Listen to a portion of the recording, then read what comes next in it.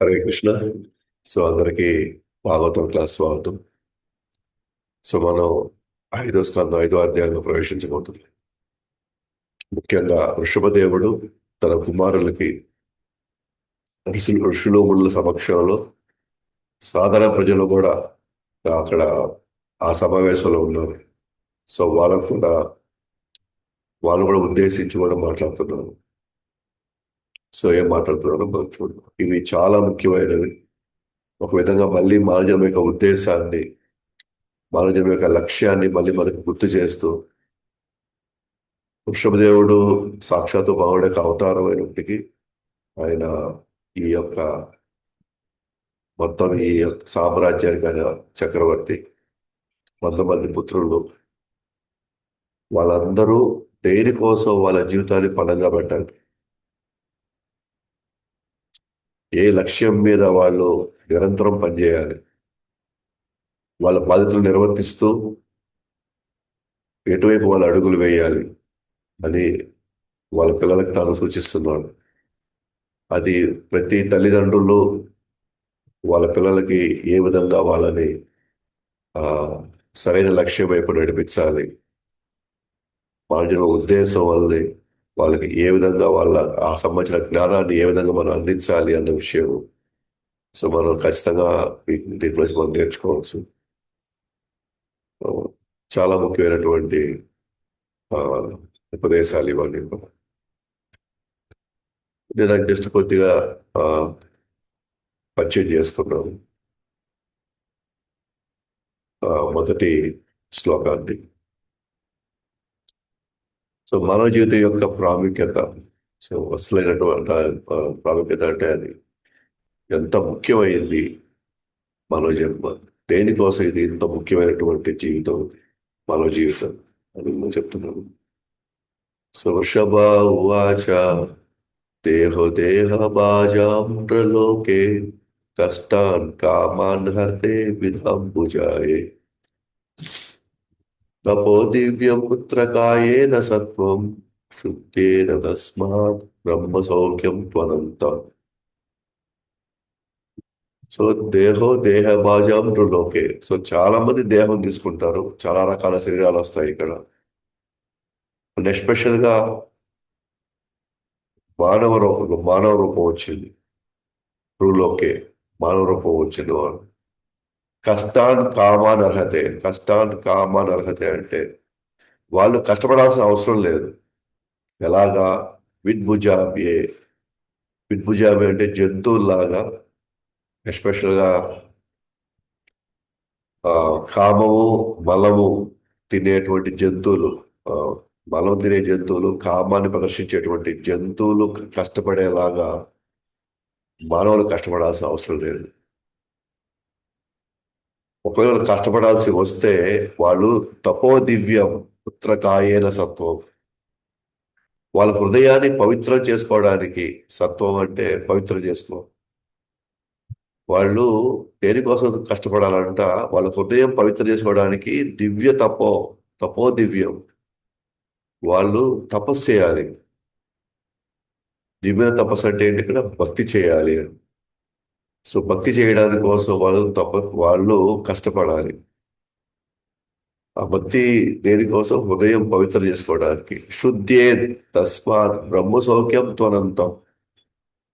ఎందుకంటే వాళ్ళ హృదయం కానీ వాళ్ళు కానీ శుద్ధి చేసుకుంటే వాళ్ళు పొందేటువంటి ఆ బ్రహ్మ సౌఖ్యం, శారీరక సౌఖ్యం, ఇంద్రియ సౌఖ్యం కోసం కాదు, ఇది బ్రహ్మ సౌఖ్యం కోసం. వాళ్ళు తపస్సుని ఇష్టానికి, వాళ్ళకి ఎంతో ఇష్టంగా తపస్సు చేయాలి. ఎందుకంటే లక్ష్యం వాళ్ళకి అనంతమైనటువంటి ఆనందం వస్తుంది. కాబట్టి ఆ మాత్రం కష్టం వాళ్ళు తీసుకోవాలి. దేనికోసం? బ్రహ్మ సౌఖ్యం కోసం తపస్సు తీసుకోవాలి, ఇంద్రియ సౌఖ్యం కోసం తపస్సు చేయకూడదు. ఎందుకంటే ఆ ఇంద్రియ సౌఖ్యం ఎట్లాగో జంతువులకి ఎలాగో లభిస్తుంది. అది జంతువులకి ఎలాగో ఇంద్రియ సుఖం వాటికి ఫ్రీగా వచ్చేస్తుంది. సో ఎన్నో శరీరాలు ఇక్కడ ఉంటాయి, ఎన్నో శరీరాలు తీసుకోవచ్చు మనం. కానీ మానవ శరీరం వచ్చినప్పుడు మాత్రం మనం తపస్సు చేయాలి అంటాడు. తపస్సు చేయడం అంటే మన ఇష్టాల ప్రకారంగా మనం నడుచుకోవడం కాదు. శాస్త్రానుసారంగా గురు యొక్క ఆదేశం మేరకు నడుచుకుంటే అదే తపస్సు ఇక్కడ. ఎందుకంటే మనం ఈ ఆ, అలిషడ్ వర్గాల యొక్క ప్రభావంలో కావచ్చు, త్రిగుణాల ప్రభావంలో కావచ్చు, మనం ఒక పిచ్చి పిచ్చిగా మనం తోచినట్టుగా మనం నిర్వర్తిస్తూ ఉంటాం మన జీవితాన్ని. కానీ అక్కడి నుంచి శాస్త్రం ఇలా ఇలా ఉండాలి అన్నప్పుడు, అయితే గురువు ఈ విధంగా మనం చేయాలన్నప్పుడు దానికోసం మనం పడే కష్టం చేసి అదే తపస్సు ఇక్కడ. మన స్వభావాన్ని మార్చుకోవడానికి మనం చేసే ప్రయత్నం అదే తపస్సు.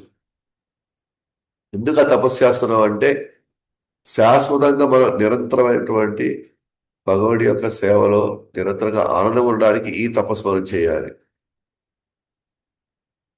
కాబట్టి అనేక శరీరాలు దొరికినప్పుడు, ఎస్పెషల్ జంతు శరీరం దొరికినప్పుడు దానికి ఎలాగో లభించేటువంటి ఏదైతే సుఖం ఉందో ఆ సుఖం కోసం మనం ఇక్కడ కష్టపడకూడదు. జంతువులకు లభించే సుఖం కోసం మనిషి ఉదయం ఉదయం లేచి ఆ, తను ప్రభా రాశారు ఈ భాష్యంలో, ఉదయం లేచి తయారయ్యి తన ఆహారం తను ప్రిపేర్ చేసుకొని 2-3 గంటలు సిటీల్లో మామూలుగా వాళ్ళు ట్రైన్లో ప్రయాణించి ఆ స్టేషన్లో దిగి ఆడ నుంచి మళ్ళీ ఇంకొకటి ఏదో పట్టుకొని ఆఫీస్కి వెళ్ళి అక్కడ మళ్ళీ కష్టపడి మళ్ళీ సాయంత్రం మళ్ళీ అదే విధంగా వెహికల్ తీసుకొని మళ్ళీ స్టేషన్కి వచ్చి స్టేషన్ నుంచి మళ్ళీ తిరిగి మళ్ళీ ఇంటికి వచ్చి ఇక సాయంత్రం భార్యతో భర్త దొరికే చిన్న మైదుల సుఖం కోసం ఇంత కష్టపడాల్సిన అవసరం లేదు. శారీరక తృప్తి కోసం లేదా ఇంద్రియ తృప్తి కోసం ఇంత కష్టపడాల్సిన అవసరం, అది ఎలాగో ఫ్రీగా దొరుకుతాయి. ఎట్లాగో రేపు ఎలాగో జంతు జీవితం అది వరకు మనకి ఫ్రీగా దొరకబోతుంది. అది ఎలాగో ఆ జంతు జీవితంలో ఇవన్నీ మన ఒకసారి మనకి వేరే శరీరం వచ్చేసింది అనుకోండి, మానవ శరీరం కాకుండా జంతు శరీరం దొరికింది అంటే ఇంత కష్టపడాల్సిన అవసరం లేదు ఆ శారీరక సుఖం కోసం. ఎందుకంటే జంతువులు ఉదయం పోయి ఇంటికి ఉదయం ఆఫీసులకు పోయి కష్టపడి ఆడ తిట్లు తిట్టించుకొని వాళ్ళు చెప్పేటువంటి లక్ష్యాలని పూర్తి చేసుకొని మళ్ళీ ఇంటికి వచ్చి ఇంత కష్టపడాల్సిన అవసరం లేదు ఆ మాత్రం సుఖం కోసం. ఇంత కష్టపడాల్సిన అవసరం లేదు. ఎందుకంటే బ్రహ్మాండంగా జంతువులు ఇంకా ఉన్నతంగా సుఖాన్ని అనుభవిస్తున్నాయి ఇంత కష్టపడకుండానే. కానీ మనిషి ఏమో దానికి కూడా ఇంత కష్టపడుతున్నాడు.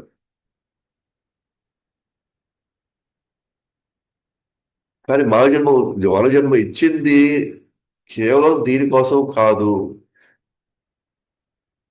తపస్సు చేసి ఇంతకంటే శాశ్వత ఆనందం కోసం తను ప్రయత్నించాలి. కాబట్టి తను ఆ దివ్య సారాన్ని పొందడానికి తాను తపస్సులో నిమగ్నం అవ్వాలి.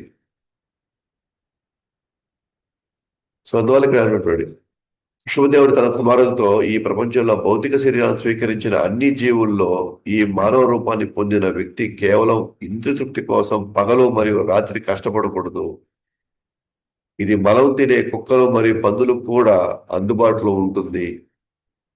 భక్తి సేవ యొక్క దివ్య స్థానాన్ని పొందడానికి తపస్సులో నిమగ్నం అవ్వాలి. భక్తియుత సేవలో నిమగ్నం అవ్వడానికి ఈ తపస్సు చేయాలి. అంటే అక్కడ మనం కష్టపడాలి వాటి కోసం. ఇంకా ఏం చెప్పచ్చు, అటువంటి కార్యాచరణ ద్వారా ఒకరి హృదయం శుద్ధి అవ్వడమే కాకుండా ఈ స్థానం పొందినప్పుడు అతను శాశ్వతమైన ఆనందకరమైన జీవితాన్ని పొందుతాడు.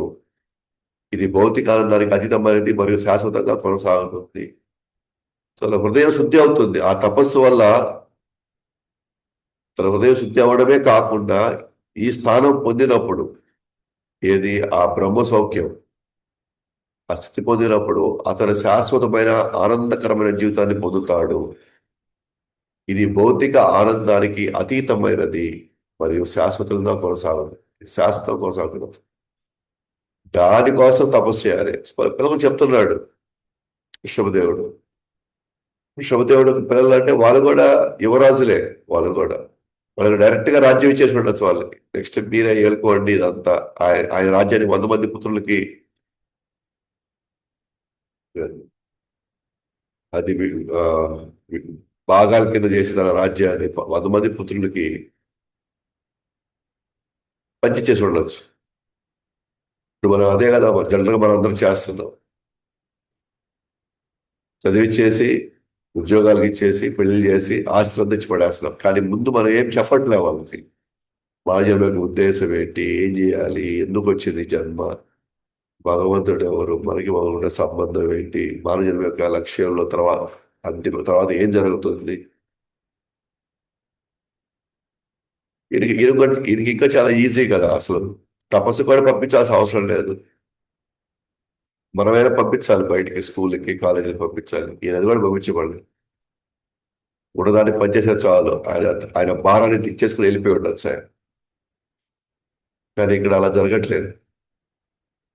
నేను కానీ వాళ్ళకి రాజ్యం అప్పచెప్పితే వాళ్ళు ఎలా వీటిని రాజ్యాన్ని చూసుకుంటూ ప్రజలను చూసుకుంటూ వాళ్ళ యొక్క ఉన్నతిని వాళ్ళు ఏ విధంగా లక్ష్యం చేరుకోవాలి, అంతిమంగా వీళ్ళు కూడా భగవంతుని చేరుకోవాలి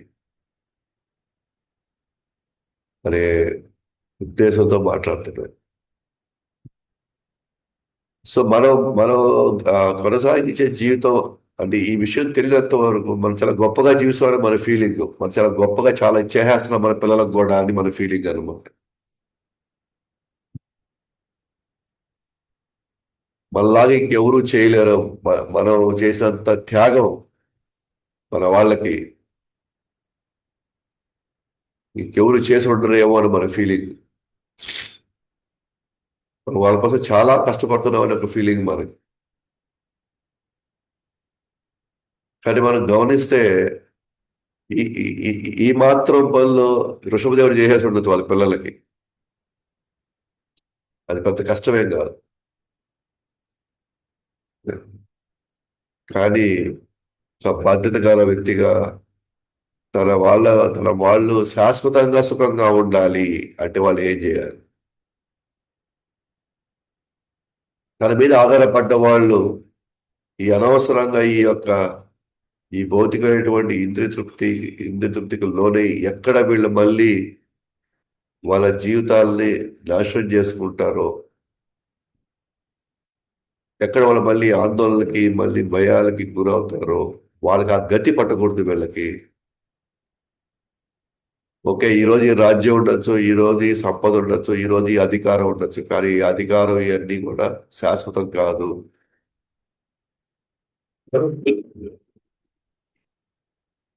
శాశ్వతమైంది ఏదైనా ఉంది అంటే అది బ్రహ్మ సౌఖ్యం అనేది శాశ్వతమైంది. అది పొందడానికి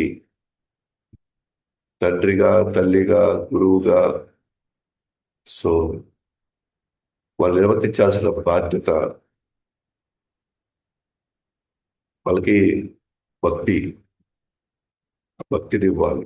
ఆ భక్తి వైపు నడిపించడానికి కావాల్సినటువంటి వాతావరణాన్ని మనం ఏర్పరచాలి.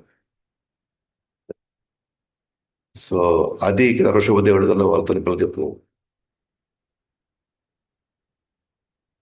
సో మరి దాన్ని ఎలా పొందాలి అయితే, ఎలా దొరుకుతుంది? అంటే ఎలా ఆ తపస్సు చేయగలం, ఆ భక్తి ఎలా చేయగలం? మహత్సేవాం ద్వారం అహూర్వముక్తైస్ తమోద్వారం యోషితం సంగి సంగం మహద్దస్తే సమచిత్త ప్రశాంత విమాన్యవ సుహృద సాధవోయే. మహత్సేవ ద్వారం విముక్తైస్ మహత్తులకి సేవ చేయడం ద్వారా, భక్తులకి సేవ చేయడం ద్వారా, మహాత్ములకి సేవ చేయడం ద్వారా వాళ్ళు ముక్తి పొందగలుగుతారు. మీరు ముక్తి పొందగలుగుతారు ఋషభదేవుడు అంటున్నారు. తమో ద్వారం యోషితం సంగీ సంఘం. అలా కాకుండా మహత్సేవ కాకుండా మనం చెడు సాంగత్యంలోకి వెళితే, ఎస్పెషల్గా ఎవరైతే ఆడవాళ్ళతో ఎక్కువ సాంగత్యం ఉన్న వాళ్ళతో మనం సాంగత్యం చేస్తే, తమో ద్వారం, వాళ్ళు తమో ద్వారం అంటే ఏంటి? తమో గుణం ద్వారా, తమో గుణంగా ఉండేవాళ్ళు కేవలం కామం కోసం ఆడవాళ్ళతో సాంగత్యం పెట్టుకునేవాళ్ళు.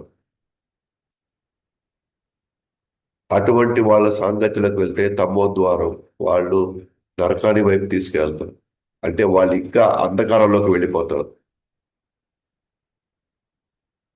ఎవరైతే మహత్సేవ, మహాత్ముల యొక్క సేవలో కానీ వాళ్ళ సాంగత్యంలో కానీ వెళితే వాళ్ళు ముక్తి ద్వారాన్ని తెలుస్తారు. వాళ్ళు మహాత్ములను సేవ చేయడం ద్వారా మాత్రమే భౌతిక బంధం నుండి విముక్తి మార్గాన్ని పొందవచ్చు.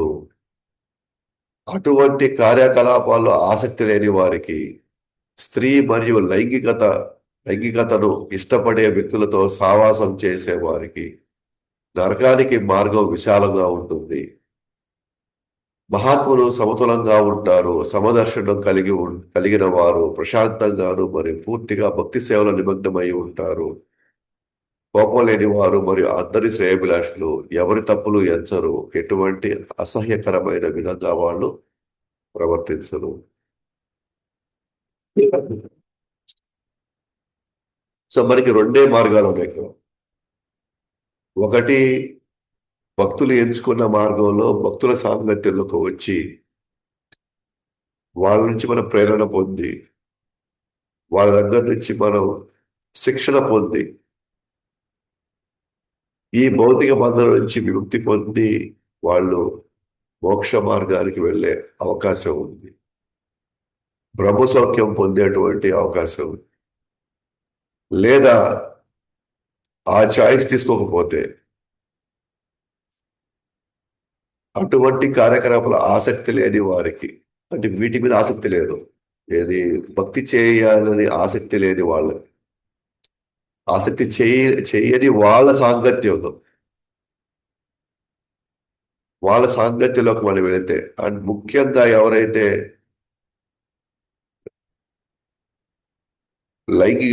లైంగికత కోసం స్త్రీ సాంగత్యాన్ని కొనసాగించే వాళ్ళతో మన సాంగత్యం పెట్టుకుంటే వాళ్ళు మనల్ని ఎక్కడ తీసుకెళ్తారు? నరక మార్గానికి వాళ్ళు తీసుకెళ్తారు. ఆ నరక మార్గం చాలా విశాలంగా ఉంటుంది అంటారు. ఆ మార్గం. సో ఎవరైతే భక్తి మీద ఆసక్తి అసలు లేదు, వాళ్ళ సాంగత్యం తీసుకోవడం అంటేనే మనం మోక్ష ద్వారం నుంచి ఆ దారి వైపు, ఆ మోక్ష ద్వారం వైపు పోకుండా మన నరక ద్వారం వైపు వస్తున్నట్టే.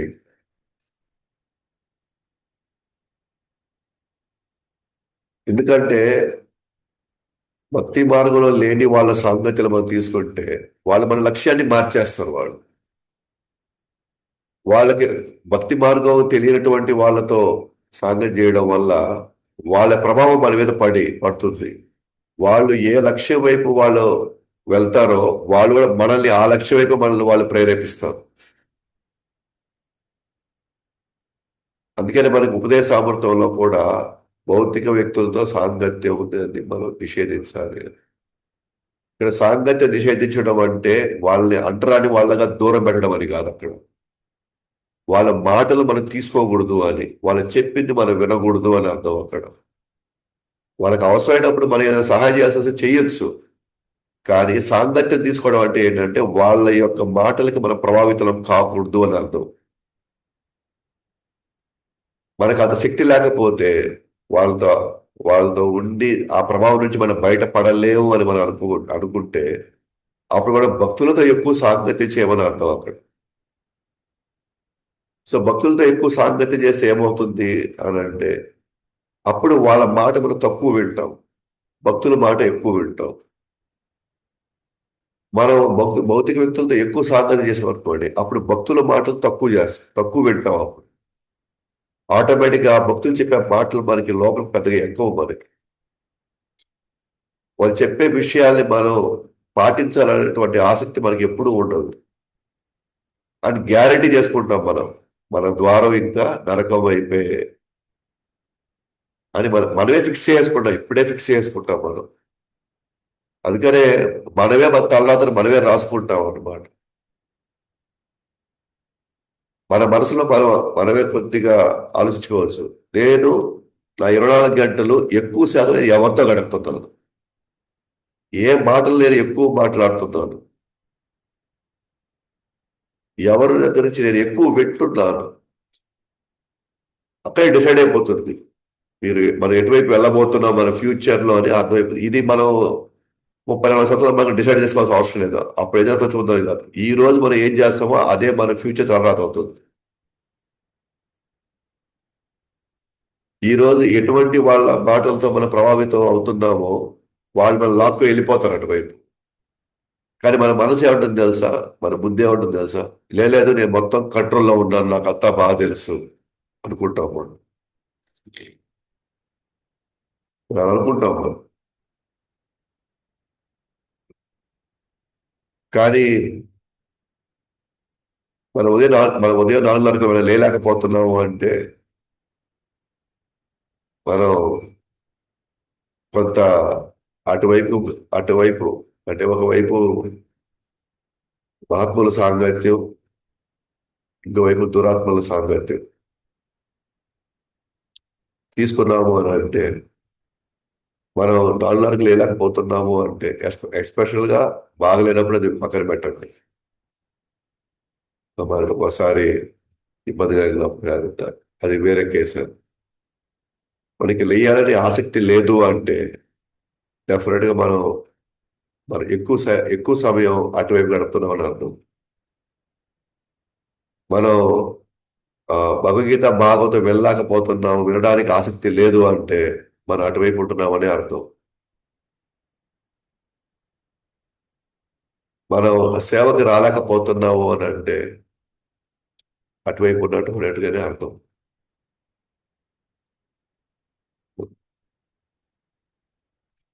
సో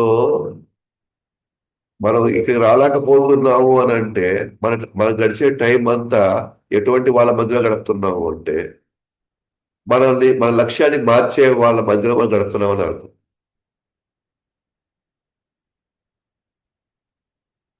సో కాబట్టి ఈ రోజు ఈ క్షణమైనా మనం డిసైడ్ చేస్తుండొచ్చు, డిసైడ్ అవుతూ ఉంటుంది.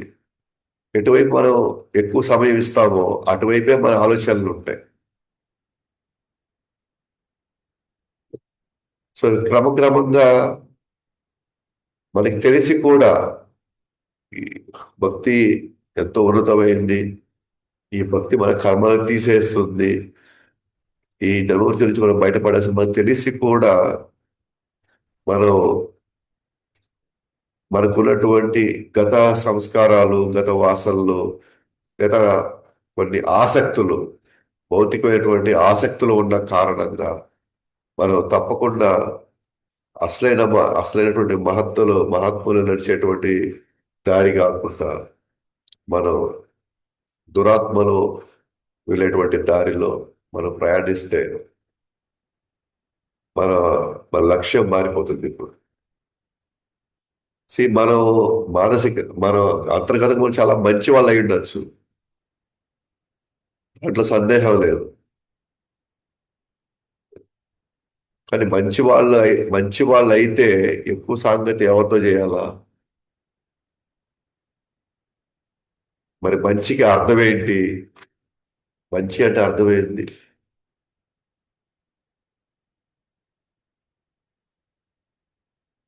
ఇక్కడ మంచి వాళ్ళు కాదు, భక్తులతో లక్ష్యం ఉన్నవాళ్ళు, భగవంతుడే లక్ష్యంగా వెళ్ళే వాళ్ళతో మన సాంగత్యంలో ఉండవు లేదా. మంచి వాళ్ళు సాంగత్యం ఉండొచ్చు, మంచి వాళ్ళు ఇంకొకరికి అన్యాయం చేయకూడదు, ఇంకొకరి ఇబ్బంది పెట్టకూడదు, మనం మోసం చేయకూడదు అన్న విషయంలోనే ఉంటారు వాళ్ళు. కానీ ఎల్లకాలం ఇలా ఆస్తిలో ఉండలేము, పరిస్థితులు మారిపోతే మనుషులు మారిపోతారు.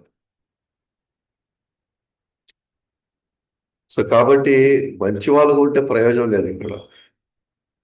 మనం భక్తిలో ఉన్నటువంటి సూత్రాలు మనం పాటిస్తున్నామా లేదా? అప్పుడు ఆ, సత్వగుణ ప్రభావంతో మనం ఇటువైపు లాగబడతాం, భక్తి వైపు లాగబడతాం. సో అందువల్ల వాళ్ళు చెప్తున్నారు, మీరు బ్రహ్మ సౌఖ్యం కోసం మీరు పనిచేసే పని అయితే, లేదా అటువైపు మీరు వెళ్ళాలనుకుంటే మాత్రం మనం చేయాల్సింది మహాత్ములను సేవించడము. అప్పుడు అది చాలా సులభం అయిపోతుంది. ఇవాళ నారద వారి జీవితం తీసుకుందాం. జస్ట్ 4 నెలలు అంతే. ఎవరితో సాంగత్యం చేశాడు? మహాత్ములతో, భక్తి వేదాంతంతో సాంగత్యం చేశాడు. లక్ష్యం మారిపోయింది అంతే. తల్లి చనిపోవడం కూడా ఒక అనుగ్రహం అనుకుంటున్నాడు, మగడికి అనుగ్రహం అనుకుంటున్నాడు. తర్వాత వెంటనే బదిరి వైపు నడుచుకొని వెళ్ళాడు. అంతిమంగా అతను అక్కడి నుంచి భగవంతుని దర్శించుకొని అక్కడి నుంచి బయటికి వెళ్ళిపోయాడు. మహాత్ముల యొక్క సేవ. సో మనకి క్లియర్గా అర్థమవుతా ఉంది. సో మన ఇటువైపు ఉండాలా అటువైపు ఉండాలా అనేది దేని మీద ఆధారపడుతుంది అంటే, మన లక్ష్యం ఎటువైపు పెట్టుకున్నాము వాళ్ళతోనే ఎక్కువ సాంగత్యం చేస్తాం మనం.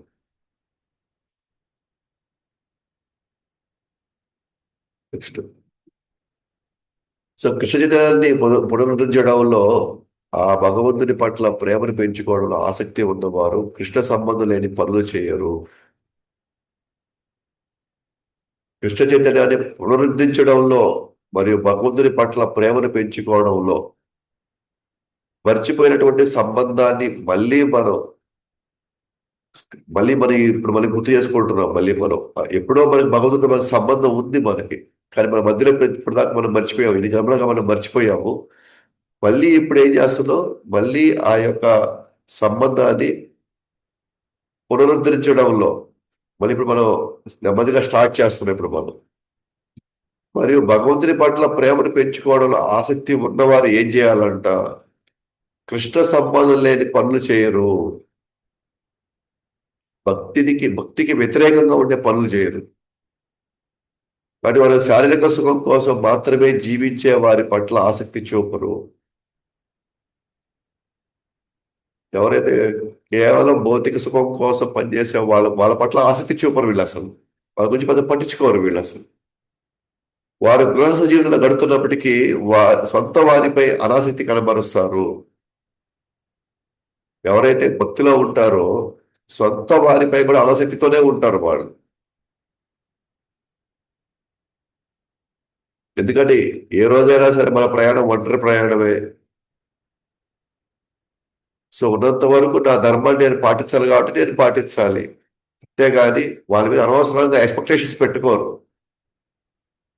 వాళ్ళ నుంచి ఏమి ఆశించరు, వాళ్ళ మీద ఎటువంటి ఆసక్తి పెట్టుకోరు. వాళ్ళు తమ విధులను నిర్వహించడంలో ఉదాసీనంగా ఉంటారు. తమ విధులను నిర్వహించడంలో ఉదాసీనంగా ఉంటారు. ఎంతవరకు చేయాలో అంతవరకే చేస్తారు అంతే. చేయాలి కాబట్టి నేను చేయాలి అంతే. అంతేకాని నేను లేకపోతే ఏమైపోద్ది ఇదంతా, నేను లేకపోతే ఇదంతా ఏదో జరుగుతుందో, నేను ఉండబట్టే ఇవన్నీ నడుస్తున్నాయి, అంత ఆసక్తి పెట్టుకోరు వాళ్ళు. అలాంటి వ్యక్తులు శరీరం మరియు ఆత్మను కలిపి ఉంచడానికి తగినంత డబ్బును మాత్రమే సేకరించడంలో ఆసక్తి చూపుతారు. వాళ్ళు కూడా పనులకు వెళ్తారు, వాళ్ళు కూడా వ్యాపారాలు చేస్తారు. భక్తిపై భక్తిపై ఆసక్తి ఉన్న వాళ్ళు కూడా సంపాదిస్తారు. కానీ ఎంతవరకు సంపాదించరు? బతకడానికి ఎంత కావాలి అంతవరకే సంపాదించుకొని పెట్టుకుంటారు. మిగిలిన సమయాన్ని వాళ్ళు భగవంతుడిపై పట్ల ప్రేమను పెంచుకోవడానికి ఆసక్తిలో ఉంటారు. మళ్ళీ భక్తిని మళ్ళీ పునరుద్ధరించడానికి వాళ్ళు ఆ యొక్క ప్రయత్నంలో చెప్పి వాళ్ళు ఉంటారు.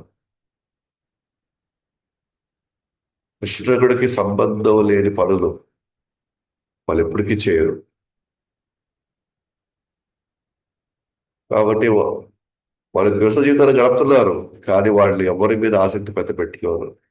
నన్ను కాపాడేవాడు, నన్ను రక్షించేవాడు, అన్ని వేళ నన్ను చూసుకోగలిగిన వాడు, నా మేలుకొనేవాడు భగవంతుడు తప్ప ఇంకెవరూ లేరు అనే భావంలో వాళ్ళు అందరికీ చేసుకుంటూ వెళ్తుంటారు.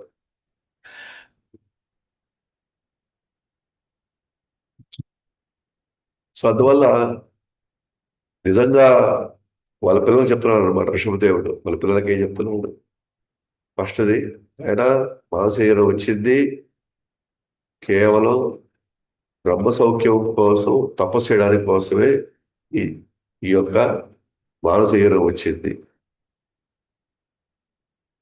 ఇప్పుడు ఆ బ్రహ్మ సౌఖ్యం కావాలి అని అనుకుంటే ఆ విధి విధానాలు కావచ్చు, శిక్షణ కావచ్చు, అంటే ఎవరిస్తారు? భక్తుల సాంగత్యంలోకి వెళ్ళాలి. సో వాళ్ళ వైపు వస్తే వాళ్ళు మనకి మోక్ష వైపు తీసుకెళ్తారు. ఆ ఆసక్తి లేని వాళ్ళు ఎవరైనా సరే వాళ్ళ వైపు కానీ వెళితే నరకద్వారం విశాలంగా ఉంటుంది వాళ్ళకి అని చెప్తూ, అండ్ మనము ఆ సాంగత్యంలో ఉన్నప్పుడు, ఏది మహాత్ముల సాంగత్యంలో ఉన్నప్పుడు, ఏదైతే మన కృష్ణ చైతన్యాన్ని పునరుద్ధరించుకుంటున్నాం, మళ్ళీ మళ్ళీ మనం మర్చిపోయిన సంబంధాన్ని భగవంతుడితో మళ్ళీ మనం కలుపుకోబోతున్నాం. అటువంటి వాళ్ళు ఇప్పుడు ఏం చేయాలా? భక్తిని హాని చేసే పనులు మనం ఏమీ చేయకూడదు. ఆ భక్తికి విఘాతం కలిగించే పనులు ఏమీ చేయకూడదు. ఒకవేళ డబ్బులు సంపాదించాల్సి వచ్చినా, ఒకవేళ కేంద్ర కార్యకలాపాల నిమగ్నమైన దేనికోసం ఉండాలి అంటే కేవలం ఈ శరీరాన్ని నడపడం కోసం ఒకవేళ కావాల్సినంత మాత్రమే మనం సేకరించుకోవాలి అని చెప్తున్నాడు అనమాట.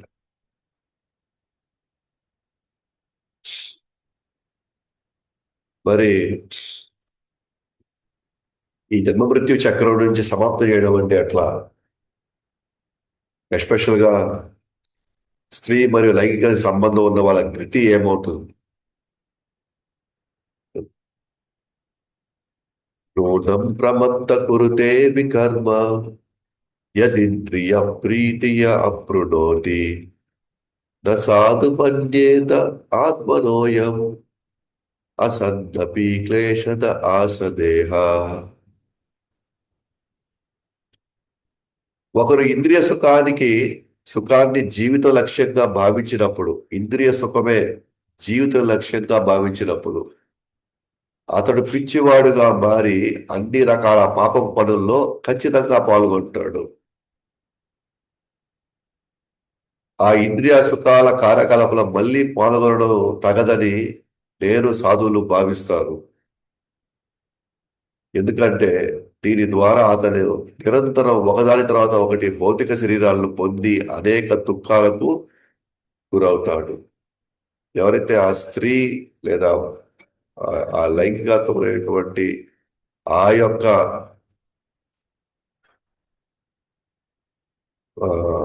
వ్యక్తులతో సాంగత్యంలో ఉంటాడు, అతను ఒకదాని తర్వాత ఒకదాని మళ్ళీ మళ్ళీ శరీరాలు తీసుకుంటూనే ఉంటాడు. ఎందుకంటే అదంతా కూడా ఇంద్రియ తృప్తికి కావాల్సినటువంటి అంశాలు అన్నమాట. ఇది ఆ లైంగిక సుఖం అనేది ఒక విధంగా ఇదంతా కూడా ఎలా వస్తుందంటే, ఎవరైతే వ్యభిచారం మోడ్లో ఉంటారు వీళ్ళంతా, ఇది ఒక సాధారణ గృహస్థల గురించి ఇది మాట్లాడట్లేదు. ఇది వాళ్ళ గురించి ఎక్కువ మాట్లాడి అటువంటి ఆలోచనలో ఉన్న వాళ్ళ గురించి మాట్లాడుతా ఉంది. కాబట్టి ఎవరైనా సరే ఇంద్రియ సుఖం అనేది లక్ష్యంగా పెట్టుకోవాలని కానీ జీవితంగా గడిస్తే వాళ్ళు నిజంగా పిచ్చివాళ్ళు అయిపోతారు అనమాట. దాంట్లో వాళ్ళు ఏం చేయగలుగుతారు? వాళ్ళు చేసే కార్యాలన్నీ పాప పనులకే, పాప పనుల వైపే వెళ్తాయి అవన్నీ ఖచ్చితంగా. అంటే వాళ్ళు మళ్ళీ ఏం జరుగుతుంది? మళ్ళీ పాప కార్యాల చక్రంలోకి మళ్ళీ వెళ్ళబోతున్నారు మళ్ళీ.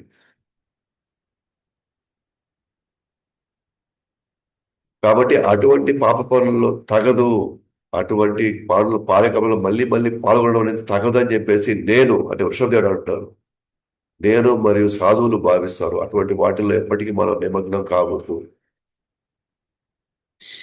ఎందుకంటే దానివల్ల మళ్ళీ మళ్ళీ మన శరీరాలు తీసుకోవాల్సి వస్తూనే ఉంటుంది.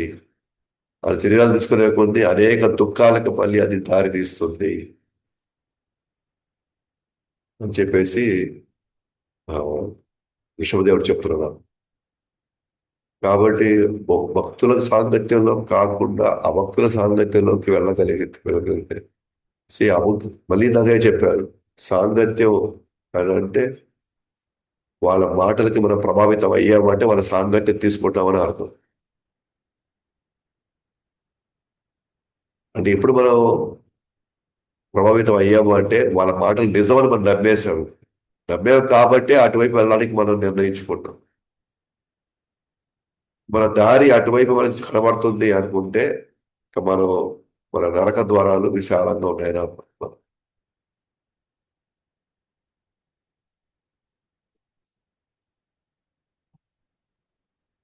పరాభవస్తవద్ అబోధజాతో యావన్న జిజ్ఞాసత ఆత్మతత్వం యావత్ క్రియాస్తావదిదం మనో వై కర్మాత్మకం ఏన శరీరబంధ.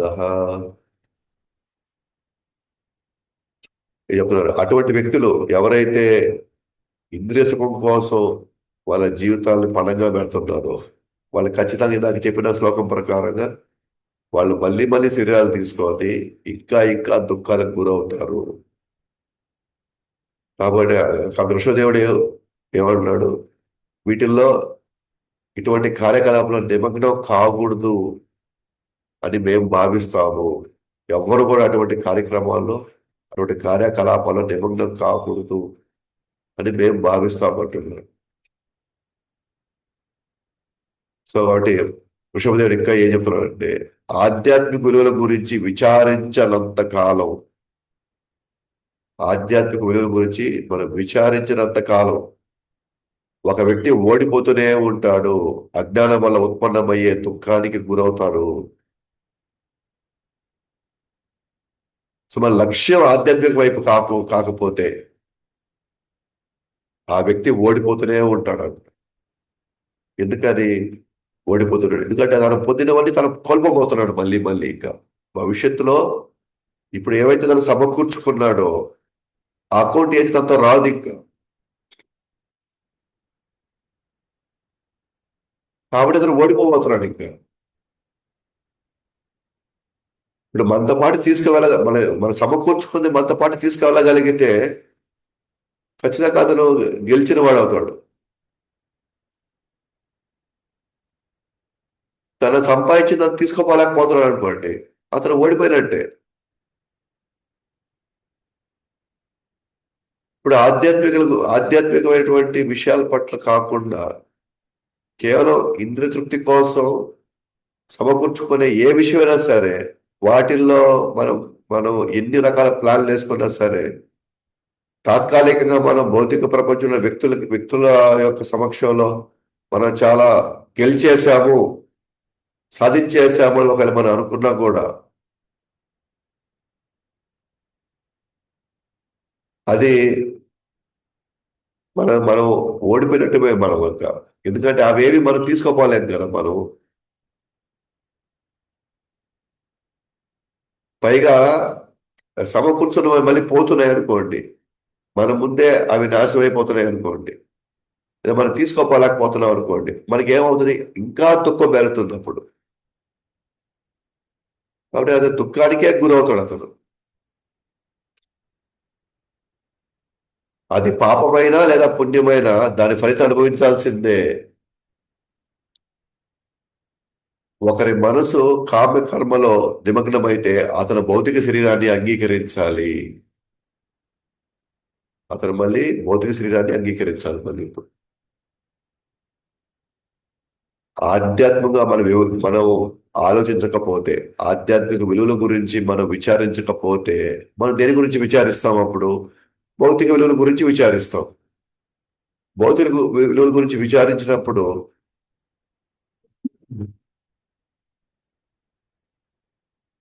అవి ఏవైనా సరే, ఈరోజు మనం ఎంత సంపాదించుకున్నా సరే మనం ఓడిపోయామనే అర్థం మనకి. అతను ఖచ్చితంగా మళ్ళీ భౌతిక శరీరాన్ని అనుభవించాల్సిందే. మళ్ళీ ఇంకోటి ఆయన గ్రహించాల్సిందే మళ్ళీ.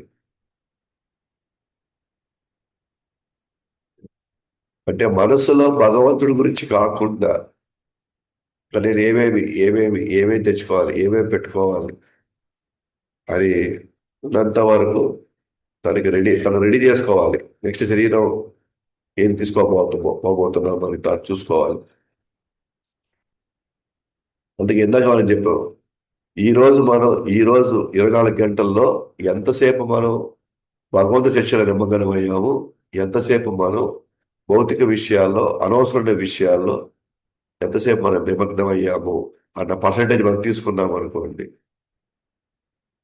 ఇంచుమించు రోజు ఇదే పర్సంటేజే కొనసాగుతుంది. సో నేను 20% అనవసరమైన విషయాలు ఎక్కువ నేను నిమగ్నమయ్యి 20% మాత్రమే భక్తికి టైం కేటాయిస్తే, లేదా ఆధ్యాత్మిక విచారణ కోసం నేను టైం కేటాయిస్తే,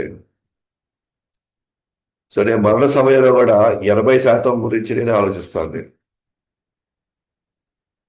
సో 80% భౌతికమైన విషయం ఉంది కాబట్టి, సో ఖచ్చితంగా మళ్ళీ మనం ఇంకో శరీరం మనం తీసుకోవాల్సి వస్తుంది.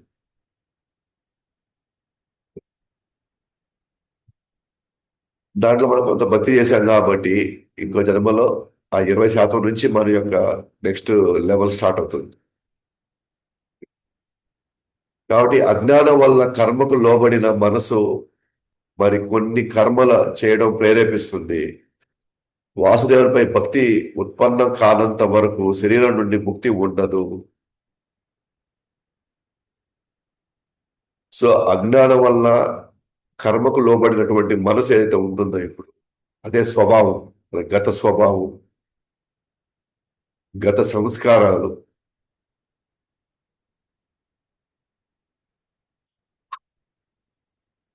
ఇప్పుడు ఎలాంటి కోరికలు తీసుకువచ్చాయి? మళ్ళీ మళ్ళీ భౌతిక కోరికలే మళ్ళీ ప్రేరేపిస్తున్నాయి. మళ్ళీ భౌతిక విషయాల పట్లే ఆసక్తి తీసుకెళ్తాయి. ఎందుకంటే గతంలో అవి ఇంకా మనం కడుక్కోలేదు ఆ వాసనల్ని. అజ్ఞానం వల్ల మనం పాపాలు చేసాము, లేదా కొన్ని కర్మలు చేసాం. ఆ కర్మల వల్ల మనకి ఇప్పుడు ఒక శరీరం దొరికింది. సపోజ్ మనకి ఇప్పుడు గతంలో అజ్ఞానం వల్ల మనం చేసినటువంటి కొన్ని కార్యకలాపాల వల్ల ఈరోజు మనం అభక్తుల కుటుంబంలో మనం పుట్టాము. ఉదాహరణ చెప్తున్నాం, భక్తి చేయనటువంటి కుటుంబంలో మనం పుట్టాము అనుకోండి. ఇప్పుడు భక్తి చేయనటువంటి కుటుంబంలో మనం పుట్టడం వల్ల మనకు ఒక డిసడ్వాంటేజ్ వచ్చింది. ఏంటది? కాబట్టి ఆ ఇంట్లో ఎవరు భక్తి చేయలేరు కాబట్టి, లేదా భక్తి చేయరు కాబట్టి ఆ ఇంట్లో, ఎందుకంటే భక్తులు కానటువంటి ఇంట్లో మనం పుట్టాము. ఎందుకు పుట్టాము మనం? ఎందుకంటే మన గతంలో ఏ విధంగా మన ఆలోచనలు ఉన్నాయో అటువంటి కుటుంబంలో అటువంటి వాళ్ళ మధ్యలోకి మళ్ళీ మనం వచ్చాము. ఇప్పుడు మళ్ళీ ఇప్పుడటువంటి కాలం ప్రకారంగా ఇప్పుడటువంటి మన వ్యక్తులు, మన తల్లిదండ్రులు కావచ్చు, బంధువులు కావచ్చు, స్నేహితులు, వీళ్ళు మళ్ళీ మనకి ఎటువంటి ప్రేరణలు ఇస్తారు? ఇప్పుడు మళ్ళీ మనకి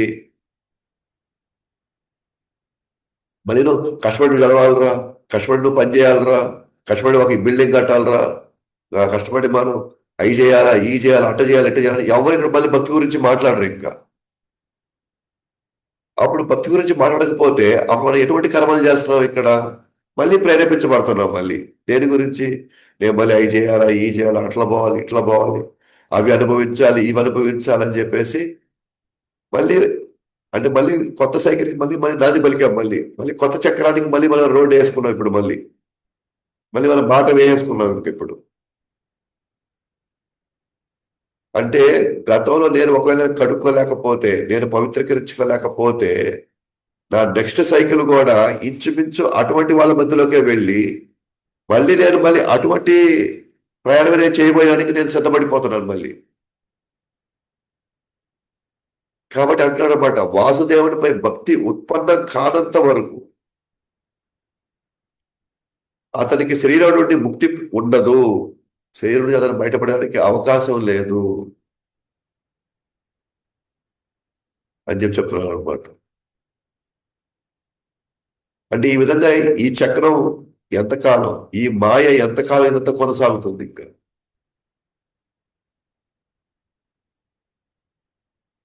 అందుకే ఇప్పుడు ఎవరైతే మనం అంటే ఈ ప్రభుపాద వారి దయ వల్ల ఎవరైతే మరి ఎంతో కొంత ఈ విషయాన్ని అర్థం చేసుకొని కొంత ప్రయాణం చేస్తున్నామో, మనకి ఫీలింగ్ రాకూడదు మనం చాలా చేసేస్తున్నాం ఇక్కడ, చాలు చాలు ఈ మాత్రం భక్తి చేస్తే చాలు ఆ ఫీలింగ్ అసలు రాకూడదు మనకి. మనం ఎంత శాతం అంటే భక్తి ఆలోచనలో ఉన్నాము, ఎంత శాతం భౌతిక ఆలోచనలో ఉన్నాము, ఆ శాతం ఇప్పుడు డిసైడ్ చేస్తుంది నా ఫ్యూచర్ ఏమవుతుందో. సో నేను 80 to 80%, 70-80% నేను ఇంకా భౌతిక ఆలోచనలు లేదా భౌతికమైనటువంటి సాంగత్యాలు వాటిలోనే నేను ఉన్నాను అనుకోండి. సో అంటే మనం ఈ లైఫ్ లో మనం విడుదల కాలేము ఇంకా. చేసేదానికి మనం భక్తి చేసేదానికి అది ఎట్లా వేస్ట్ కాదు, కానీ నెక్స్ట్ నెక్స్ట్ లైఫ్ కూడా మళ్ళీ మనం ఆ, తీవ్రమైనటువంటి భక్తుల సాంగత్యంలోకి వెళ్తామని గ్యారంటీ లేదు. ఎందుకంటే ఇప్పుడే నాకు ఆసక్తి లేనప్పుడు, తీవ్రమైన భక్తి చేయాలని ఆసక్తి లేకపోతే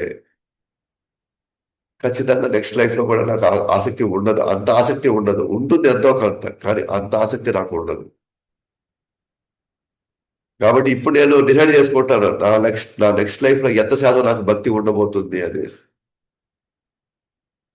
నేను ఎంత చేస్తానో అదే నా రిజల్ట్.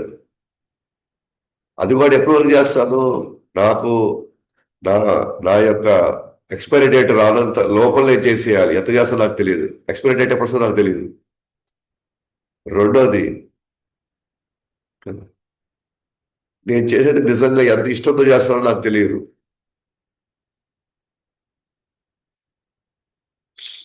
ఎంత ఉత్సాహంగా చేస్తానో నాకు తెలియదు. ఇంకా ఈ ఆరోగ్యం ఎప్పుడు నాకు సహకరిస్తుందో కూడా నాకు తెలియదు. సో ఇటువంటి పరిస్థితుల్లో మనం ఇంత అవకాశం దొరికి, సో మనకి భగవంతుడి గురించి నిరంతరం తలుచుకునేటువంటి ఆ, విధి విధానాలు, దానికి సంబంధించిన కార్యకలాపాలని మనకి మన ప్రభుపాద వారు మనకి ఇచ్చిన తర్వాత మనం ఎంతవరకు దానికి 100% మనం ప్రయత్నిస్తున్నాము. సో దాన్ని బట్టే మన ఒక భవిష్యత్తు ఉండబోతుంది. సో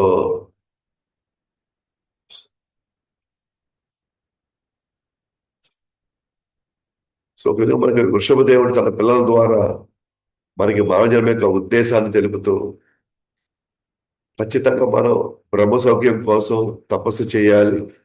ఆ తపస్సు చేయాలంటే మహాత్ముని యొక్క సేవలో, మన సాంగత్యంలో ఉండాలి.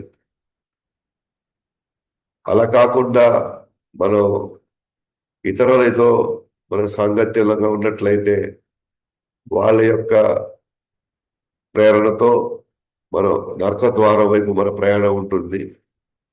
కాబట్టి ఎవరైతే సీరియస్ గా ఉన్నారో భక్తిని మళ్ళీ పునరుద్ధరించుకోవడానికి, లేదా భగవంతునిపై ప్రేమని పెంచుకోవడంలో ఆసక్తి ఉన్నవాళ్ళు, భక్తిని నాశనం చేసేటువంటి ఎవరైనా సరే, ఏ వస్తువైనా సరే వాటి జోలికి, వాటి సాంగత్యాన్ని మనం వెళ్ళడానికి లేదు.